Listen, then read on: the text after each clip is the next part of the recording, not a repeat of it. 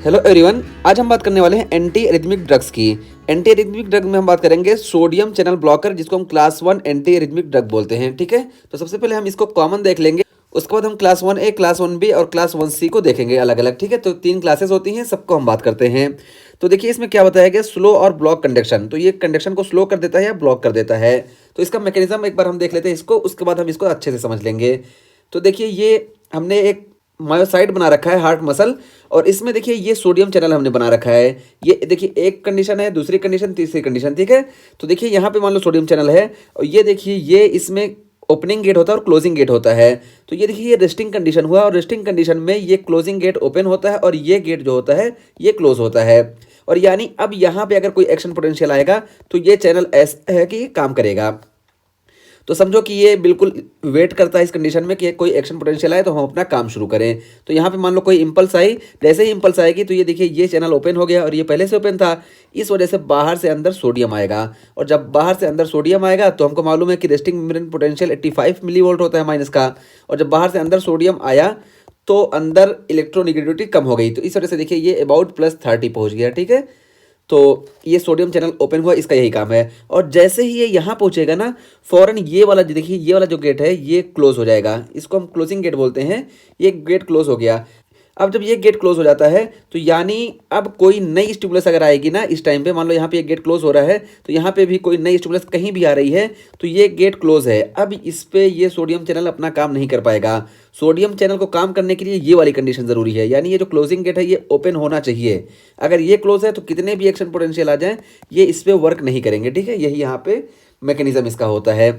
तो यहाँ पे जब ये क्लोज हो गया, देखिए ये क्लोज हुआ, और क्लोज होने के बाद ये पोटेशियम इफ्लक्स और कैल्शियम इन्फ्लक्स और पोटेशियम इफ्लक्स ये वाली फेज है, हम बात कर चुके हैं मायोकार्डियल एक्शन पोटेंशियल वाले टॉपिक में। वहाँ पे आप देख सकते हैं ये वाली फेज से हमें बहुत ज़्यादा यहाँ पे मतलब नहीं है। इस फेज के बाद ये देखिए जब यहाँ पे आके दोबारा अंदर इलेक्ट्रोनिगेटिविटी बढ़ती है, तो ये देखिए जब यहाँ पे पहुँचता है ना, तो ये जो क्लोज हुआ था ये यहाँ पे पहुँचने के बाद ये ओपन हो जाता है, और ये जब ओपन होगा तो ये वाला क्लोज हो जाएगा। तो देखिए जब यहाँ पहुँचा तो ये वाली कंडीशन आ गई, तो ये कंडीशन आ गई, ये देखिए अब ये क्लोज हो गया, यानी अब दोबारा ये रेस्टिंग कंडीशन में पहुँच गया, यानी अब नया स्टिमुलस आएगा तो काम करेगा। तो यहाँ पे इसको यूँ समझें कि ये बिल्कुल एक्टिव था काम करने के लिए, स्टिमुलस आते ही ये ओपन हो गया। ओपन होने की वजह से बाहर से अंदर सोडियम आ गया सेल के अंदर, जिसकी वजह से इलेक्ट्रोनिगेटिविटी कम हो गई सेल के अंदर। और जैसे ही यहाँ पहुँचा वैसे ही ये क्लोजिंग गेट क्लोज हो गया। अब जब ये क्लोज हो गया यानी बहुत थक गया, अब ये काम नहीं करेगा जब तक कि ये बिल्कुल पूरी तरह से रेस्ट ना कर ले। तो जब तक ये रेस्टिंग मेम्ब्रेन पोटेंशियल पे नहीं पहुँचता तब तक इसका रेस्टिंग का टाइम होता है। ये इस दौरान कितनी भी स्टिमुलस आए काम नहीं करेगी। ठीक है, ये हो गया। और फिर उसको जैसे ही रेस्टिंग मेम्ब्रेन पोटेंशियल पे पहुँचेगा कॉन्फ़िगरेशन फ़ौरन चेंज होगा। ये वाला गेट देखिए जो ओपन था ये क्लोज हो जाएगा, और ये वाला गेट देखिए ओपन हो गया। अब ये दोबारा इस हाल में हो गया कि अब नया काम कर सके। फिर नई स्टिमुलस आएगी यहाँ पे, फिर फ़ौरन ये एक्टिवेट हो गया, फिर यही साइकिल चलेगी, फिर यहाँ पे देखिए नई स्टिमुलस आएगी, फिर ये ओपन हो जाएगा, ऐसा चलता है। ठीक है, तो ये इसका मैकेनिज्म है। और ये देखिए जब ये ब्लॉक होता है ना, ये ब्लॉक होगा तो बाहर से अंदर सोडियम कम आएगा, उस वजह से हमको देखिए ये जो सोडियम चैनल अचानक ओपन हो रहा था, बहुत सारे सोडियम बाहर से अंदर आ रहे थे, ये नहीं देखने को मिलेगा जब हम सोडियम चैनल ब्लॉकर का यूज़ करेंगे। क्यों? क्योंकि जब सोडियम चैनल ब्लॉक हो गया तो कुछ ही सोडियम काम करेंगे, तो उस वजह से ये जो स्लोप बहुत तेज़ इंक्रीज हो रही थी, यानी बाहर से अंदर बहुत ज़्यादा सोडियम आ रहे थे, इस वजह से इलेक्ट्रोनिगेटिविटी -85 से +30 बहुत तेज़ पहुंच रही थी, ये अब धीरे धीरे पहुंचेगी, इस वजह से ये स्लोप डिक्रीज हो जाएगा। यही यहाँ पे बताया गया है। तो देखिए स्लो और ब्लॉक कंडक्शन, तो कंडक्शन को ये स्लो कर देगा, तो स्लो करने का मतलब ये देखिए ये स्लो कर दिया। ठीक है, तो देखिए जो रिदम इतनी देर में पूरा हो रहा था यहाँ से यहाँ तक में, ये देखिए लेट हो रहा है पूरा। ठीक है, ये स्लो कर देगा या ब्लॉक कर देगा। तो ब्लॉक करने का क्या मतलब है कि रेफ्रेक्टरी पीरियड जो है, इसको ये वाली जो कंडीशन होती है ना, इसको हम रेफ्रेक्टरी पीरियड बोलते हैं। यानी इसमें ये कोई भी नई स्टिमुलस आएगी तो इस पर वर्क नहीं करेगी, यहाँ से यहाँ तक कि इसको हम रेफ्रेक्टरी पीरियड बोलते हैं। ये देखिए मायोकार्डियम एक्शन पोटेंशियल में हम बात किए कि यहाँ से यहाँ तक की जो पीरियड होती है इसको हम इफेक्टिव रेफ्रेक्टरी पीरियड बोलते हैं। इस दौरान कितनी भी स्टिमुलस आ जाए ये स्टिमुलेट नहीं होगी। तो स्लो का मैकेनिज्म ये हो गया कि इसको डिले कर देता है, और ब्लॉक का मतलब कि इस दौरान रिफ्रैक्टिव पीरियड में जितनी भी इंपल्स आएंगी ये काम नहीं करेंगी। तो ये हो गया। अब स्पेशली इन डिपोलराइज्ड सेल, तो डिपोलराइज्ड सेल में ये देखने को मिलता है। तो देखिए डिपोलराइज्ड सेल में तो ये कंडीशन पैदा हुई, इस वजह से ये डिपोलराइज्ड सेल में देखने को मिलेगा।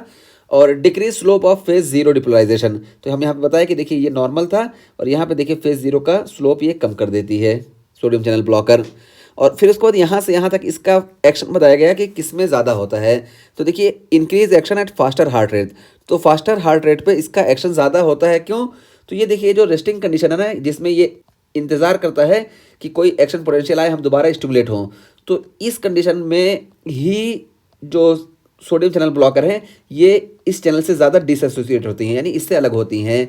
और जब हार्ट रेट बहुत तेज़ होगा तो ये जो है पीरियड कम होगी, क्योंकि देखिए ये हार्ट है ऐसे ऐसे चल रहा है, हार्ट रेट इतनी देर में 3 बार हुआ तो ये पीरियड बहुत छोटी हुई।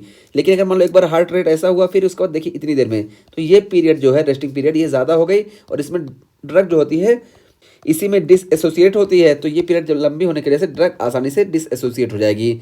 इस वजह से यही बताया जा रहा है कि अगर हार्ट रेट ज़्यादा है तो इसका एक्शन ज़्यादा होगा। तो वही यहाँ पे बताया गया कि state dependent increase heart rate, तो इसी को हम state dependent increase heart rate बोलते हैं।